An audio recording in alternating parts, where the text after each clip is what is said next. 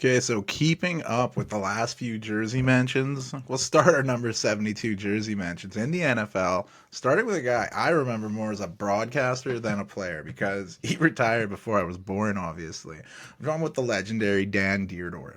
Dan Dierdorf grew up in Canton, Ohio, and watched the Pro Football Hall of Fame construction as a child. He lighted up on the football field as a youngster and would go on to play for the University of Michigan, playing both sides of the ball, but really thriving on the offensive line. He was a tough dude and was also the training adversary for NCAA heavyweight wrestling champion Dave Porter. Over his time at Michigan, Dierdorf would earn second team All Big Ten, two-time first team All Big Ten, second team All American, and consensus All American. Those accolades led to the then St. Louis Cardinals drafting Dierdorf in the second round of the 71 draft. Dierdorf appeared in a lot of games as a rookie, wouldn't become a fixture until his second season in the league. From there, Dierdorf would go on to make 6 Pro Bowls, getting a second team All Pro nod as well. Dierdorf would pick up 5 first team All Pro selections. He was one of the better offensive tackles in the league, and that was while all dealing with injuries as well. Excuse me. When the time came to retire, Dierdorf held a press conference and said the decision was easy. He said, physically, I just can't play the type of game I want to. In retirement, Dierdorf was named to the NFL 1970s All-Decade Team, and the Cardinals inducted Dierdorf into their Ring of Honor. Dierdorf has also been inducted to the College and Pro Football Hall of Fames. Like mentioned earlier, I loved hearing Dierdorf cover games. He'd always give love to the offensive linemen and was really charismatic in the booth. After he stopped calling NFL games, he'd cover games at his alma mater in Michigan before retiring from the booth as well. Dan Dierdorf would receive the Pete Rozelle Radio Television Award from the Pro Football Hall of Fame for his contributions to football through television and radio. Excuse me. But the NFL was just better for having Dan Dierdorf in it, straight up. The next 72 from the Jersey mentions takes us to the defensive line to talk about the legendary figure of Ed Too Tall Jones. Living up to his name, the 6'9" Jones went to the HBCU Tennessee State University to play basketball, but he left the team after 2 seasons to concentrate fully on football. During this time in college, Jones would help lead Tennessee State to 2 Black College Football National Championships. He'd earn All-American honors as well. He was a member of the Black College Football Hall of Fame. A dynamic college career led to the Dallas Cowboys selecting Jones number 1 in the 1974 draft. That was the first ever number 1 overall pick in franchise history, and the big man was the guy for the job. He was the highest ever draft pick out of an HBCU. Jones would earn all rookie honors and work his way into a starter on the defensive line the following season. He was a big part of the Cowboys winning Super Bowl 12 over the Broncos. But after 5 years with the Cowboys, in the prime of his career, Too Tall Jones would leave football to attempt a professional boxing career. His debut fight had some controversy. His opponent, Abraham Yaqui Meneses, dropped Jones with a hook in the 6th and final round, then hit Jones again illegally when he was down. Jones' quarterman then entered the ring illegally and attempted to revive his fighter with an ammonia bottle. The ref figured, both guys broke the rules, so why punish them? Let's keep this fight going. Jones survived the round and was awarded the narrow win, but that was the only fight where Jones did knock out his opponent. After his 6th win, Jones announced he was returning to the Cowboys, and he credits that time boxing to making him a better football player. When Jones returned to the Cowboys, he'd go on to make 3 Pro Bowls, 2 second-team All-Pros, and 1 first-team All-Pro. He was a physical presence that you could not miss on the field. He played until he retired at 39, never having missed a game, and he was putting up sacks before they were a recorded stat, but he was one of the best at getting to the quarterback. And despite his greatness with the Cowboys, he's never been honored by the team, which I found kind of shocking. The next number 72 on our list, we're going back to the offensive line in football. And he may have started his career with a different number, but his best years came with the 72.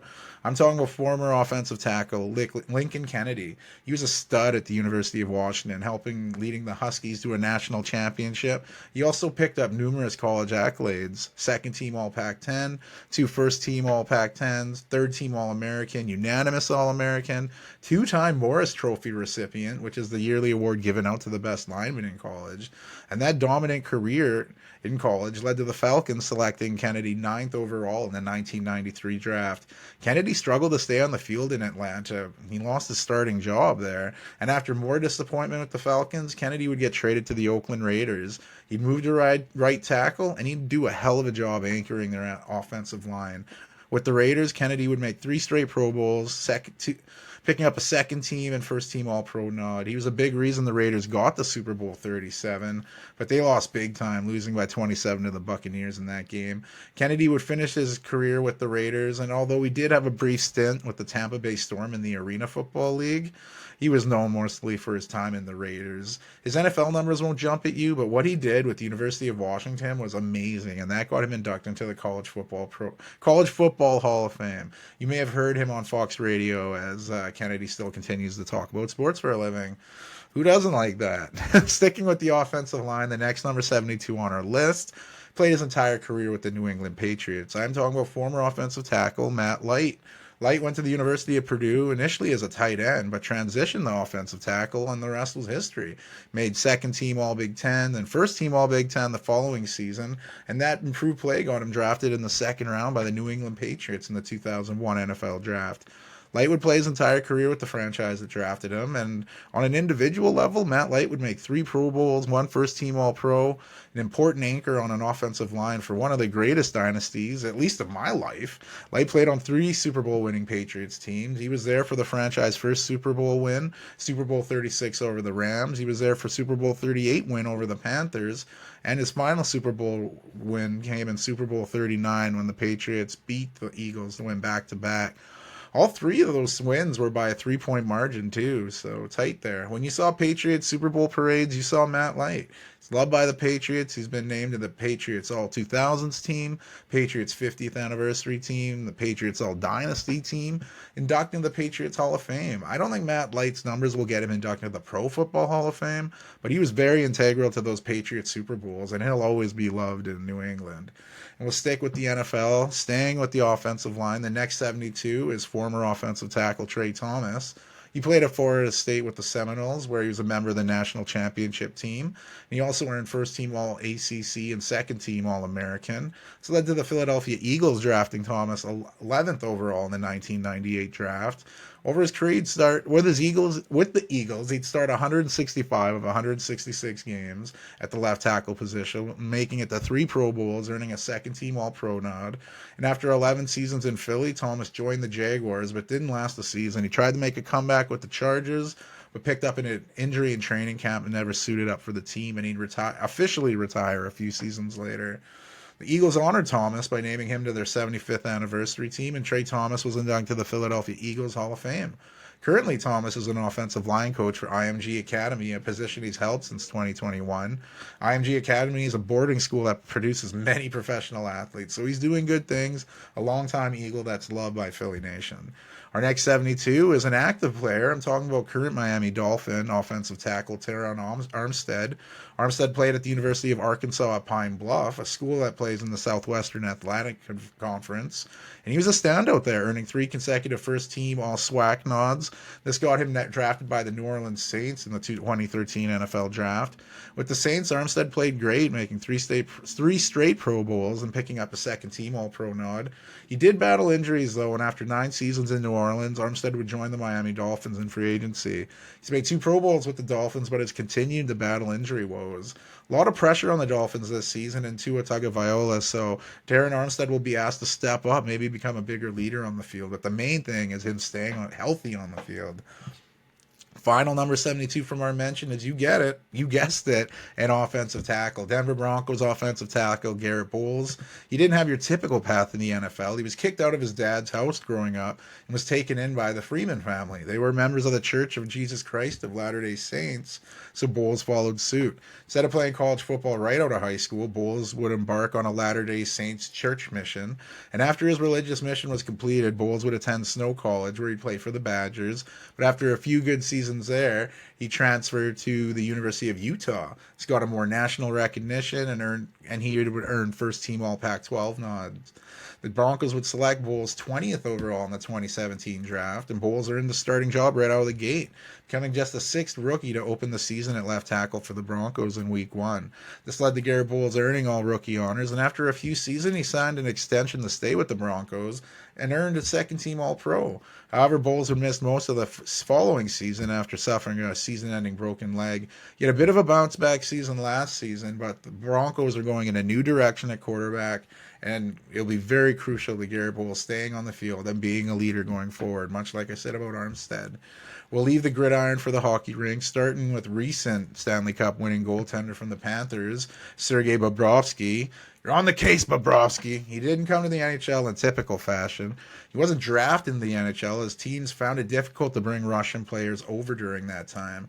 After his contract finished up in Russia, Bobrovsky signed a 3-year entry-level contract with the Philadelphia Flyers, starting in the AHL with the Adirondack Phantoms, but he impressed so much he got the call up, and in the 2010-11 season, Bobrovsky was named the starting goaltender in Philly. At 22 years and 17 days, he became the youngest goaltender to win a season opening game for the Flyers, beating Ron Hextall's old mark. Bobrovsky had an amazing rookie season, but fell apart in the postseason, which caused the Flyers to ink goaltender Ilya Bryzgalov to a 9-year contract, making him the new starting goalie. And after having a brief stint as backup in Philly, Bobrovsky was traded to the Blue Jackets. With the lockout going on, Bobrovsky went back to Russia to play in the KHL, and when it ended, he got the job from the Columbus Blue Jackets. He took Steve Mason's starting job. His play inspired the Blue Jackets, where they just missed out on the postseason, but Bobrovsky's numbers were insane, and he won the Vezina for best goalie. He'd sign to stay in Columbus a little longer, and he'd make the first of his 3 All-Star games of his career. Bobrovsky dealt with some injuries, but when he returned, he'd help to get the Blue Jackets to the playoffs, and he was in net for the franchise's first playoff win. Bobrovsky would continue his great play and earn another Vezina trophy with the Blue Jackets. The following season, the Blue Jackets barely squeaked into the playoffs, but they surprised the President's Trophy-winning Lightning, sweeping the number 1 seed with Bobrovsky playing lights out. That playoff run would end the next round against the Bruins, and after the playoffs, Bobrovsky signed a huge deal to join the Florida Panthers, where initially he struggled. The COVID season didn't help. There were talks they were trying to move Bobrovsky in his big contract, but they couldn't. And it's probably a good thing they didn't, because Bobrovsky, like Stella, found his groove again, and he'd help lead the Panthers to a President's Trophy. But the Panthers got bounced in the second round. The following season, Bobrovsky lost his momentum and struggled, battling an illness that led to AHL goaltender Alex Leon stepping up and saving the season for the Panthers, where the Panthers squeaked into the playoffs and Leon struggled, where get replaced by Bobrovsky, sparked the club to go on a run, beating the Bruins, continue that play, getting his first NHL playoff shutout on the way to leading the Panthers to the Stanley Cup. Although he did struggle in the finals, and the Vegas Golden Knights would win the Stanley Cup in 5 games. But last season, Bobrovsky had another great season, helping getting the Panthers back to the Stanley Cups, where they went up 3-0 on the Oilers, with Sergei getting a shutout in Game 1. But the Oilers reeled off 3 straight, making things nervy for a do-or-die Game 7. The Panthers won Game 7, first ever Stanley Cup in franchise history. Edmonton's Connor McDavid, he won the Conn Smythe on a losing team, which is unreal. But if he didn't win it, you think it would have gone to Sergei Bobrovsky, because he played so well throughout the playoffs. He's also represented Russia at the international level, winning a bronze at the World Juniors, and he's also won a gold, silver, and a bronze at the World Championship level. But like you said, you're on the case, Bobrovsky. Love saying that. Another gem from Canadian anchor boy Jay Henry. But hey, we'll go from an older generation to a younger center. Our last NHL mention for the number 72 is a 26-year-old center, Tage Thompson. The Arizona-born center played in the U.S. National Develop Team in the USHL, leading to a collegiate career at the University of Connecticut. His great play there led to the St. Louis Blues selecting Thompson 26th overall in the 2016 NHL entry draft. While still in college, Thompson would go on to play in the World Juniors, representing the United States, where he'd help win a gold medal. To completion of the season, Thompson would sign an entry-level contract to join the Blues, where he'd immediately suit up for the AHL affiliate, the Chicago Wolves. But he'd make his debut for the Blues later in the season. Thompson would then be involved in a package trade to the Sabres for Ryan O'Reilly, and he signed an extension to stay in Buffalo. When expectations were lower, Tage Thompson would have a career season playing on the top line in Buffalo. He's expected to increase that off last season, even making the 2023 All-Star game. He's also represented the USA at the World Championship level, winning a bronze in 2018 and 2021. We leave the hockey rink, go to the baseball diamond. The first 72 on our list might be the most famous. I'm talking about legend Carlton Fisk. You can put him in the Hall of Fame for the stats he put up with 2 different teams. The iconic catcher, as his 27, retired with the Red Sox, and he wore the 72 this time with the White Sox. I mean, I gave Fisk his flowers on episode 27, but let's just remind you of some of the accolades that some call the best catcher ever. Fisk played for the two Sox, like I said, the Red Sox and the White Sox. 11-time All-Star, AL Rookie of the Year. The same season he won his one and only Gold Glove. Fisk would win 3 Silver Sluggers as well. He, of course, made it to the Baseball Hall of Fame. I can't believe it took him until his second ballot to get in. Feels almost blasphemous, but Fisk is so nice, you had to give him props twice. Not many could have solid careers with 2 numbers like that. Very Kobe Bryant-like. The next 72 from the baseball world, Texas Rangers reliever Jonathan Hernandez.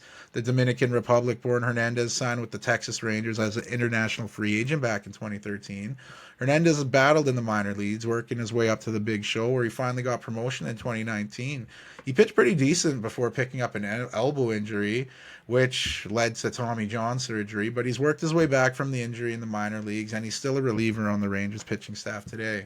We wrap up the 72 baseball jersey mentions with a shout out to Mexican right-handed pitcher Javier Assad.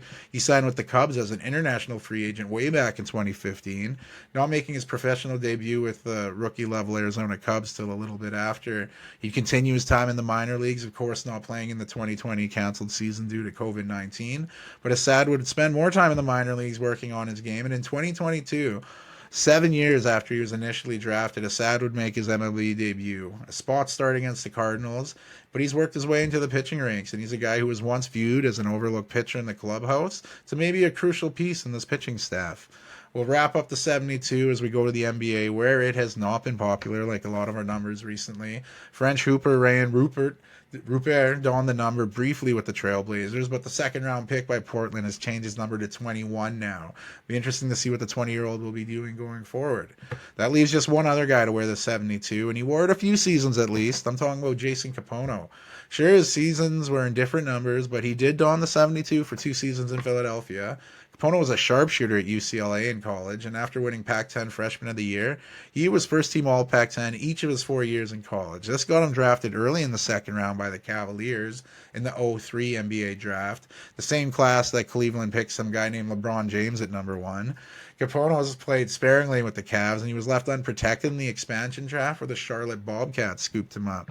After a few seasons as a Bobcat, Kapono kept going south to Miami, where he won an NBA championship with the Heat, and he won an NBA three-point contest at the All-Star game. He'd leave in free agency to the Raptors, and again, he'd win the three-point contest. Back-to-back years, just different teams. From there, Kapono would get moved to the Sixers, where he wore his 72 and got involved with this episode. Kapono would move on to the Lakers and Cavaliers again before going on to play overseas, where he played with Panathinaikos in the Greek League. He was a member of that team that won the Greek Cup. A great shooter in the NBA who had his best seasons in another number, but snuck into this episode for his time in Philly.